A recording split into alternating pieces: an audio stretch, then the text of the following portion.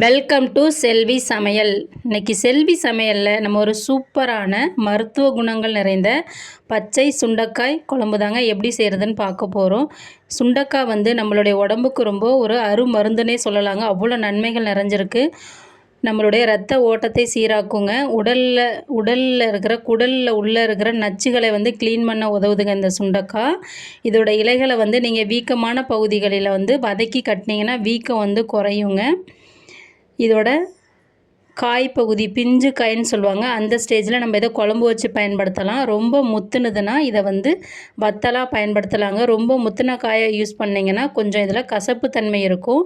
அதனால தான் நம்ம பிஞ்சு காயில் கொஞ்சம் கசப்பு தன்மை கம்மியாக இருக்கும். அதனால தான் நம்ம பிஞ்சு காய்களை குழம்புக்கு யூஸ் பண்ணுங்க. இது கொத்து கொத்தாக இருக்கும். அந்த கொத்து கொத்தில் இருக்கிறத நம்ம ஒன்று ஒன்றா அந்த காம்பு பகுதிகள்லேருந்து சுண்டைக்காயை ஆஞ்சி எடுத்துக்கலாங்க. நான் காம்பு பகுதிகளோடு சேர்த்து மொத்தம் 1/4 கிலோ எடுத்தேங்க. அதுலேருந்து அந்த 1/4 கிலோ காம்புகளை நீக்கிட்டு சுண்டைக்காயை மட்டும் எடுத்துகிட்டு இந்த மாதிரி கையால் நல்லா பிசைஞ்சிட்டு நல்லா 2லேருந்து 3 தடவை அதை நல்லா கழுவி எடுத்துக்கலாங்க நம்ம. அப்போ தான் அதில் இருக்கிற அழுக்கு தூசி எல்லாம் போகும். செடியில் தான் இருக்குங்க இது. இப்போ இது நான் நல்லா 2லேருந்து 3 தடவை அலசிட்டு ஒரு பிளேட்டுக்கு மாற்றிக்கிறேங்க. நம்ம அலசினதுக்கப்புறம் அந்த சுண்டைக்காயோட கலர் பாருங்கள். நான் ரொம்ப ஃப்ரெஷ்ஷான சுண்டைக்காய் யூஸ் பண்ணுறேங்க. நீங்கள் ஃப்ரெஷ்ஷான சுண்டைக்காய் யூஸ் பண்ணிங்க 2 நாளைக்கு 3 நாள் கழித்து நீங்கள் யூஸ் பண்ணிங்கன்னா அந்த சுண்டைக்காயில் கொஞ்சம் கசப்புத்தன்மை அதிகமாக இருக்கும். இதே மாதிரி நான் 2லேருந்து 3 தடவை அலசி வச்சுருக்க சுண்டைக்காயை இடிக்கல் எடுத்துக்குங்க. இடிக்கல்லில் இந்த மாதிரி கொஞ்சம் கொஞ்சமாக ஆட் பண்ணி 1 2ஆக தட்டி எடுத்துக்கலாங்க. அப்போ தான் இந்த சுண்டைக்காய் நல்லா வேகும். நம்ம சாப்பிட்றதுக்கும் நமக்கு ரொம்ப இலகுவாக இருக்குங்க. அதில் இருக்கிற விதை தாங்க ரொம்ப கசப்புத்தன்மை மிக்கது. அந்த கசப்புத்தன்மை கொஞ்சம் கம்மியாகிறதுக்காக இந்த மாதிரி 1 பாதியமாக தட்டிட்டு அதை தண்ணியில் 2லேருந்து 3 தடவை வாஷ் பண்ணி எடுக்கணுங்க. இப்போ நான் தண்ணியில் உடனே சேர்த்துறேன், இல்லைனா அதோட நிறம் மாறிடும். நீங்களும் அதே மாதிரி சேருங்க. அப்படி இல்லைனா மோரில் மோரை தண்ணியில் ஊற்றிட்டு அந்த தண்ணியில் கூட நீங்கள் ஆட் பண்ணிக்கலாங்க. இப்போ நான் எல்லா சுண்டைக்காயும் 1 பாதியமாக இடிக்கல்லில் தட்டி எடுத்துட்டேங்க. இப்போ இதை நல்லா கை வச்சு 2லேருந்து 3 தடவை நல்லா வாஷ் பண்ணி எடுத்துக்கலாம். அதோட விதைகள் கொஞ்சம் குறைஞ்சதுன்னா நமக்கு அந்த கசப்புத்தன்மை கொஞ்சம் லேசாக இருக்கும். ஏன்னா அந்த கசப்புத்தன்மை தான் இதில் மெயினே. அதில் தான் நிறைய நன்மைகள் நிறைஞ்சிருக்குங்க. இப்போ நான் ஒரு தடவை நல்லா மிக்ஸ் பண்ணி விட்டு அலசிட்டு அதை ஒரு பிளேட்டுக்கு ட்ரான்ஸ்ஃபர் பண்ணி வச்சுக்கிறேங்க சுண்டைக்காயை. இந்த சுண்டைக்காய் ரொம்ப நல்லதுங்க. உங்களுக்கு எப்பப்போல்லாம் கிடைக்குதோ அப்பப்போல்லாம் நீங்கள் சாப்பிடுங்க. அந்த மைல்டான கசப்பு தன்மை தாங்க அவ்வளோ நன்மைகள் நிறைந்தது, மருத்துவ குணங்கள் நிறைந்தது, சித்த மருத்துவர்கள்லாம் சொல்லியிருக்காங்க. இப்போ நான் திரும்ப ஒரு தடவை அலசி எடுத்துக்கிறேங்க.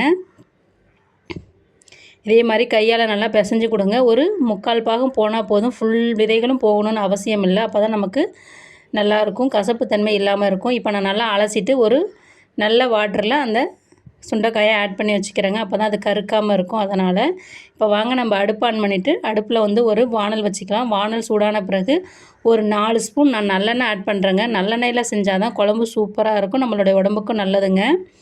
இப்போ நான் எண்ணெய் நல்லா காஞ்சிருச்சு. காஞ்ச பிறகு 1 டீஸ்பூன் கடுகு உளுத்தம்பருப்பு கலவை ஆட் பண்ணிவிட்டு 1/2 டீஸ்பூன் வெந்தயம் ஆட் பண்ணிக்கிறேங்க. வெந்தயம் ஆட் பண்ணிவிட்டு 2ஐயும் நல்லா பொரிய விடுங்க. இந்த மாதிரி சுண்டைக்காய் குழம்பு வைக்கிறப்ப ஒரு 2லேருந்து 3 பட்டை மிளகாய் இந்த மாதிரி கிள்ளி சேர்த்துக்குங்க. அப்போ தான் வெடிக்காத இருக்கும், ரொம்ப டேஸ்ட்டாக இருக்கும். கருவேப்பிலை ஒரு கொத்து ஆட் பண்ணி கருவேப்பிலையும் நல்லா ஃப்ரை பண்ணுங்கள். இப்போ நம்ம ஒரு 10 பூண்டு பல் எடுத்து நான் இடிக்கல்லில் தட்டி சேர்க்குறேங்க. அப்போ தான் ரொம்ப சுவை அதிகமாக இருக்கும். இடிக்கல்லில் தட்டி சேருங்க பூண்டு. நான் மலை பூண்டு தாங்க யூஸ் பண்ணுறேன். நீங்கள் நாட்டுப்பல் பூண்டு கிடச்சா ஒரு 15 பூண்டு பல் யூஸ் பண்ணிக்கோங்க. இப்போ பூண்டு நல்லா வதங்கிடுச்சு பாருங்கள். பூண்டு நல்லா வதங்கிடுச்சு, அதோட மனமும் சூப்பராக இருக்குது. இப்போ நான் ஒரு 10 சின்ன வெங்காயத்தை பொடியாக கட் பண்ணி வச்சுருக்கேங்க. சின்ன வெங்காயம் போட்டிங்கன்னா சுண்டைக்காய் குழம்பு ரொம்ப டேஸ்ட்டாக இருக்கும், சுவையாக இருக்கும், உடம்புக்கும் நல்லதுங்க. சின்ன வெங்காயம் முடிஞ்ச அளவுக்கு சின்ன வெங்காயம் சேர்த்து செய்ய பாருங்கள். இப்போ இந்த சின்ன வெங்காயத்தை ஆட் பண்ணிவிட்டு ஒரு மிதமான தீயில் வச்சு ஒரு 3 நிமிஷம் நல்லா வதக்குங்க.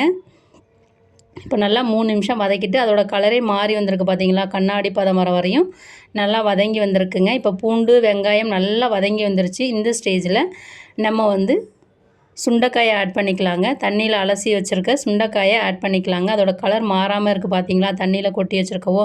நீங்கள் நார்மலாக வச்சிங்கன்னா சீக்கிரமாக கலர் மாறிடும், கருப்பாயிடுங்க. இப்போ இந்த சுண்டைக்காயை ஒரு 3 நிமிஷம் இந்த எண்ணெயில் வெங்காயம் பூண்டு கூட நல்லா வதக்கிக்கலாங்க மிதமான தீயில் வச்சு. அப்போ தான் அதில் இருக்கிற கசப்புத்தன்மை கொஞ்சம் குறைவாக நமக்கு தெரியும், ஆனால் டேஸ்ட்டு அப்படியே கிடைக்குங்க. இப்போ பாருங்கள் 3 நிமிஷம் ஆயிடுச்சு. சுண்டைக்காய் நல்லா வதங்கி அதோட உடல் பகுதியெலாம் கொஞ்சம் குறுகலாக தெரிகிற மாதிரி இருக்குது பார்த்தீங்களா, அந்தளவுக்கு நல்லா வதங்கிடுச்சிங்க. இப்போ நம்ம கட் பண்ணி வச்சுருக்கிற 2 தக்காளி ஆட் பண்ணிக்கலாங்க. நான் நீல வாக்கில் தக்காளி கட் பண்ணி வச்சுருக்கேன். தக்காளி ஆட் பண்ணிவிட்டு மஞ்சத்தூள் எதுவும் சேர்க்காமல் தக்காளி நல்லா வதங்கணும். ஒரு 2 நிமிஷம் நல்லா வதக்குங்க.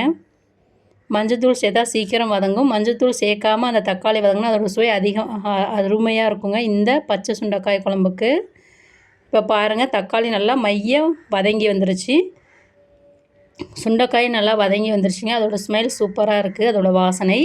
இப்போ ஒரு 1/2 டீஸ்பூன் மஞ்சள் தூள் ஆட் பண்ணிக்கலாம். 2 ஸ்பூன் குழம்பு மிளகாய் தூள் ஆட் பண்ணிக்கலாங்க. நான் கடையில் இருக்கிற குழம்பு மிளகாய் தூள் தான் யூஸ் பண்ணுறேன். நீங்கள் வீட்டில் செஞ்சால் அந்த குழம்பு மிளகாய் தூள் கூட நீங்கள் யூஸ் பண்ணிக்கலாம். குழம்பு மிளகாய் தூள் யூஸ் பண்ணிவிட்டு 1 ஸ்பூன் காரத்திற்காக மிளகாய் தூள் ஆட் பண்ணிக்கிறேங்க. 1 ஸ்பூன் கொத்தமல்லி தூள் ஆட் பண்ணிக்கிறேங்க. 1லேருந்து 2 ஸ்பூன் ஆட் பண்ணிக்கிங்க கொத்தமல்லி தூள். ஏன்னா குழம்பு மிளகாய் தூளில் காரம் கம்மியாக இருக்கும், அதனால தான் நான் மிளகாய் தூள் ஆட் பண்ணுறேன். உங்களுக்கு அந்த காரமே போதுன்னா நீங்கள் மிளகாய் தூள் ஆட் பண்ண தேவையில்லை. இந்த மசாலாவெல்லாம் ஆட் பண்ணி ஒரு 2 நிமிஷம் மிதமான தீயில குக் பண்ணுங்கள், அதோட பச்சை வாசனை போகிற வரையும். இப்போ பாருங்கள், மசாலாவோட பச்சை வாசனை போயிடுச்சு. நான் ஒரு சிறிய எலுமிச்சம்பழம் சைஸ் புளியை தண்ணியில் ஊற வச்சு கரைச்சி எடுத்து வச்சுருக்கேங்க. அந்த புளி கரைசலை இந்த ஸ்டேஜில் ஆட் பண்ணிக்கலாங்க.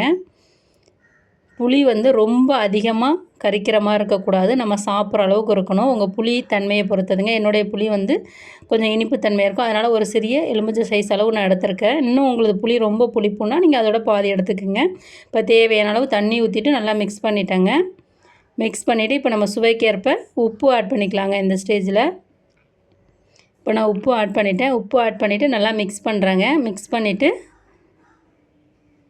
கொஞ்சமாக ஒரு 1/2 டீஸ்பூன் பெருங்காயத்தூள் ஆட் பண்ணிக்கிங்க. ரொம்ப சுவையாக இருக்கும் இந்த புளிக்குழம்புக்கு, சுண்டைக்காய் குழம்புக்கு. இப்போ தேவையான அளவு தண்ணி இன்னும் கொஞ்சம் ஊற்றிக்கிங்க. ஊற்றிட்டு நல்லா கொதிக்க விடுங்க. ஒரு 5 நிமிஷம் ஆகிடுச்சு பாருங்கள், கொதி நல்லா வந்துகிட்ருக்கு. மினிமம் ஒரு 12லேருந்து 13 நிமிஷம் கொதிச்சா நமக்கு சூப்பரான பச்சை சுண்டைக்காய் குழம்பு ரெடி ஆகிடுங்க. நம்மளுடைய உடம்புக்கு ரொம்ப நல்லதுங்க. அடிக்கடி நீங்கள் உணவில் இந்த மாதிரி பச்சை சுண்டைக்காய் செஞ்சு போட்டுக்குங்க. நல்லா கொதி ஒரு 10 நிமிஷம் கழித்து ஒரு சிறிய துண்டு வெல்லம் ஆட் பண்ணிக்கிங்க. அப்போ தான் அந்த குழம்புக்கு இன்னும் கொஞ்சம் சுவையே அதிகரித்து தரும். குழம்பு நல்லா கொதிச்சிங்க. ஒரு 12லேருந்து 13 நிமிஷம் ஆகிடுச்சு. எனக்கு கெட்டியாகிடுச்சு பாருங்கள். குழம்பு நல்லா கொதிச்சு எல்லா பொருள்களுமே நல்லா வெந்து வந்துருச்சு. நமக்கு இப்போ சூப்பரான சுவையான பச்சை சுண்டைக்காய் குழம்பு தயாராகிடுச்சிங்க. மருத்துவ குணங்கள் நிறைந்த, இதில் கால்சியம், மெக்னீஷியம், பொட்டாசியம், நார்ச்சத்து, புரதச்சத்து எல்லாமே இருக்குங்க. நமக்கு இப்போ சூப்பரான சுவையான சுண்டைக்காய் குழம்பு தயாராகிடுச்சிங்க. சாதத்து கூட வச்சு சாப்பிட்றதுக்கு சூப்பராக இருக்குங்க. அதிக நன்மைகள் நிறைந்த சுண்டைக்காய் குழம்பு தயாருங்க. நம்மளுடைய உடம்புக்கு நல்லது. நீரிழிவு நோய் இருக்கிறவங்களாம் அடிக்கடி இந்த சுண்டைக்காயை பயன்படுத்திங்கன்னா அதோட அளவு அதிகரிக்காமல் கம்மியாக இருக்க உதவுங்க. இதே மாதிரி நீங்களும் உங்கள் வீட்டில் அடிக்கடி சுண்டைக்காய் கிடைக்கிறப்பெல்லாம் செஞ்சு சாப்பிட்டு பார்த்துட்டு எப்படி இருந்ததுன்னு சொல்லுங்கள். நம்ம சேனலை லைக் பண்ணுங்கள், ஷேர் பண்ணுங்கள், சப்ஸ்கிரைப் பண்ணுங்கள், கமெண்ட் பண்ணுங்கள். Thank you very much. நெக்ஸ்ட் வீடியோவில் பார்ப்போம்.